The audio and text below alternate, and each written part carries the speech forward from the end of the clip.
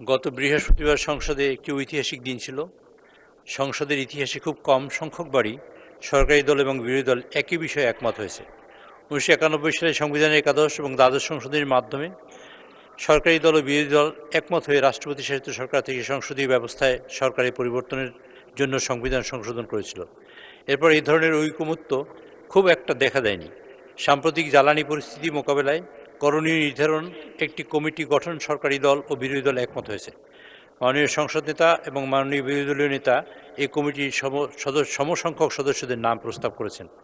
মাননীয় সংসদ নেতা যেমন বলেছেন, বাংলাদেশের মানুষের স্বার্থে সরকার যে কারোর সঙ্গে আলোচনায় বসতে প্রস্তুত, তেমনি বিরোধী দলের নেতাও এই সংসদ সকল জাতীয় সমস্যা সমাধানে কেন্দ্রবিন্দু হবে মর্মে আশাবাদ ব্যক্ত করেছেন। মাননীয় স্পিকার, আপনি যেমন আশা প্রকাশ করেছেন, সরকার ও বিরোধী দল এভাবে যদি সহযোগিতার মাধ্যমে অগ্রসর হয় তাহলে যে কোনো পরিস্থিতিতে মোকাবেলা করা সম্ভব হবে।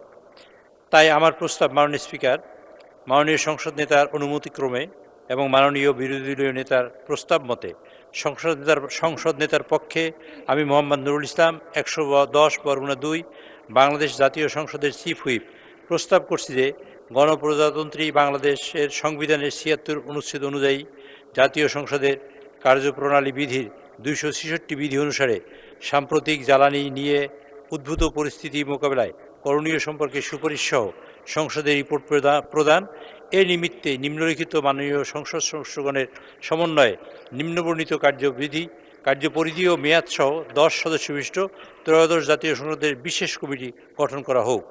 সদস্যবৃন্দ হলেন জনাব ইকবাল হাসান মাহমুদ, 63 সিরাজগঞ্জ 2 সভাপতি, জনাব অনিন্দু ইসলাম অমিত, 87 যশোর 3 সদস্য, জনাব ABM আশরাফুদ্দিন নিজান, 277 লক্ষ্মীপুর 4 সদস্য, জনাব মিয়া নুরুদ্দিন আহমেদ অপু, 223 শরীয়তপুর 3 সদস্য, জনাব মাইনুল ইসলাম খান, 169 মানিকগঞ্জ 2 সদস্য, জনাব মোহাম্মদ সাইফুল আলম, 185 ঢাকা 12 সদস্য, জনাব মোহাম্মদ নুরুল ইসলাম, 45 চাঁপাইনবাবগঞ্জ 3 সদস্য, জনাব মোহাম্মদ আব্দুল বাতেন, 189 ঢাকা 16 সদস্য এবং জনাব মোহাম্মদ আবুল হাসনাত, 252 কুমিল্লা 4 এবং জনাব মোহাম্মদ আবুল হাসান, 233 সিলেট 5 সদস্য।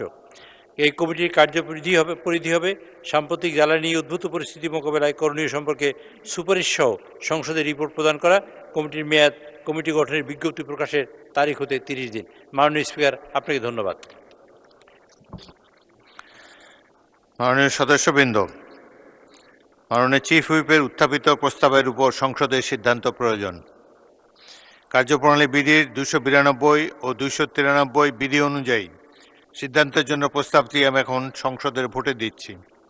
সংসদের সামনে প্রশ্ন হচ্ছে, মাননীয় প্রধানমন্ত্রী ও সংসদ নেতার পক্ষে মাননীয় চিফ হুইপ মোহাম্মদ নুরুল ইসলামের প্রস্তাব মতো এবং তার প্রস্তাবিত সদস্যদের সমন্বয়ে বর্ণিত কার্যপরিধি ও মেয়াদ সহ কার্যপ্রণালী বিধির 266 বিধি অনুযায়ী বিশেষ কমিটি গঠন করা হোক।